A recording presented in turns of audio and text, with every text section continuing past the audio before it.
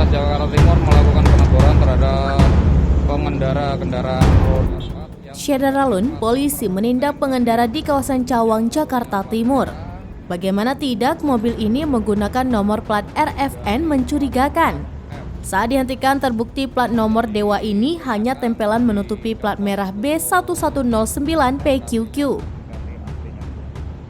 Namun begitu, meski jelas pelaku mencoba menutupi plat asli dengan plat palsu yang tidak sesuai surat kendaraan, polisi tidak melakukan tindak penilangan terhadap pria ini.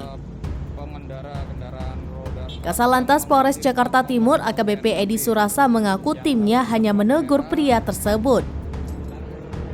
Polisi berdalih hanya memberikan teguran, pasalnya tidak semua pelanggar harus ditilang dengan denda. Dalam beberapa kasus pelanggar hanya cukup diingatkan dan diberi teguran. Anggota Satlantas Jakarta Timur melakukan peneguran terhadap pengendara kendaraan roda 4 yang mengganti plat nomor atau TNKB yang harusnya plat merah